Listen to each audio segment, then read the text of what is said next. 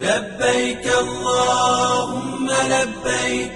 হজ ইসলামের অন্যতম স্তম্ভ, যা শারীরিক ও আর্থিকভাবে সক্ষম প্রতিটি মুসলমানের উপর জীবনে একবার পালন করা ফরজ। প্রতি বছর বাংলাদেশ সহ বিশ্বের বিভিন্ন প্রান্ত থেকে লাখ লাখ ধর্মপ্রাণ মুসলিম মহান আল্লাহর সন্তুষ্টির আশায় পবিত্র মক্কা নগরীতে সমবেত হন। হজের এই বিশাল জমায়েতকে সুশৃঙ্খল ও নিরাপদ রাখতে প্রতি বছর সৌদি সরকার বিশেষ নিয়মকানুন জারি করে। আগামী হজ মৌসুমকে সামনে রেখেও সম্প্রতি কঠোর নতুন নির্দেশনা জারি করেছে দেশটির স্বরাষ্ট্র মন্ত্রণালয়।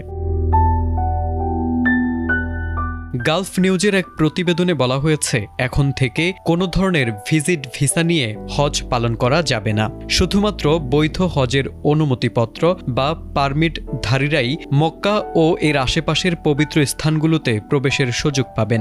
জিলকদ মাসের শুরু থেকে জিলহজ মাসের 14 তারিখ পর্যন্ত এই নিয়ম কার্যকর থাকবে। সৌদি প্রশাসন জানিয়েছে, নিয়ম ভঙ্গ করে কোনো ভিজিট ভিসাধারী মক্কায় প্রবেশের চেষ্টা করলে তাকে সর্বোচ্চ 20,000 সৌদি রিয়াল জরিমানা করা হবে। এছাড়া কোনো প্রবাসী বা অবৈধভাবে অবস্থানকারী ব্যক্তি অনুমতি ছাড়া হজ পালনের চেষ্টা করলে তাকে নিজ দেশে পাঠিয়ে দেওয়া হবে এবং পরবর্তী 10 বছরের জন্য সৌদি আরবে প্রবেশ নিষেধাজ্ঞা দেওয়া হবে। ওমরা যাত্রীদের জন্য নির্দিষ্ট সময়সীমা বেঁধে দেওয়া হয়েছিল, যার পরে অবস্থান করাকে আইন লঙ্ঘন হিসেবে গণ্য করা হচ্ছে।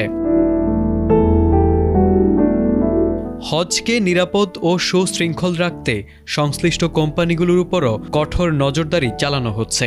যদি কোনো সেবা প্রদানকারী প্রতিষ্ঠান অবৈধভাবে অবস্থানকারীদের তথ্য গোপন করে, তবে তাদের 1 লাখ রিয়াল পর্যন্ত জরিমানা গুনতে হতে পারে। মূলত জিলকদ মাসের শুরু থেকে জিলহজের 14 তারিখ পর্যন্ত উমরা বন্ধ রেখে শুধুমাত্র অনুমোদিত হজ যাত্রীদের জন্য মক্কা উন্মুক্ত রাখার সিদ্ধান্ত নিয়েছে কর্তৃপক্ষ।